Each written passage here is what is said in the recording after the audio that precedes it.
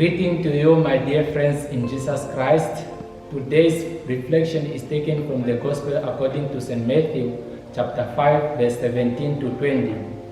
In the Gospel, we hear Jesus saying, "He did not come to abolish the law, but to fulfill it."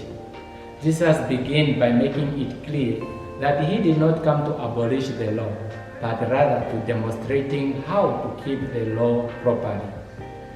It is possible that Jesus has been accused of breaking the law or teaching things which unify the law. There are several examples of the Pharisees questioning Jesus about certain practices regarding the law, such as eating with the sinners in Matthew chapter 9, verse 1 to 11, fasting in Matthew chapter 9, verse 14, and the Sabbath, Matthew chapter 12, verse 1 to 13. To answer the question, why do people think that he came to abolish the law? It is all about our misinterpretation of Jesus' teaching.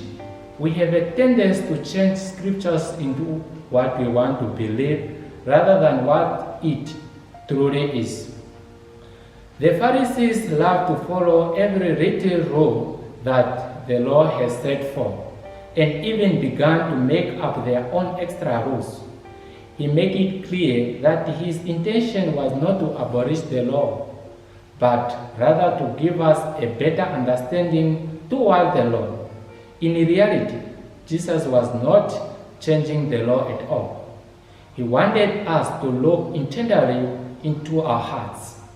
It's quite clear that Jesus' goal was not to abolish the law, but rather to help us to gain a clear understanding of what the law truly is.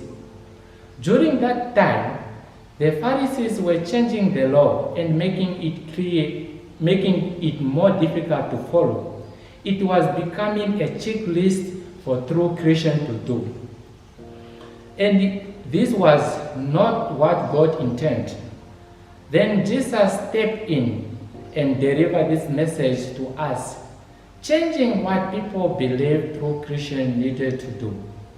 Jesus challenged us to look more intently in our hearts on those issues rather than checklist mentality.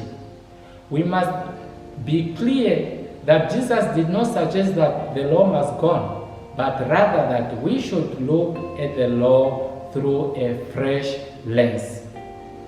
So, my dear brothers and sisters, let us make ourselves on how we observe the law and practice. It is for the glory of God and good for our brothers and sisters. Amen.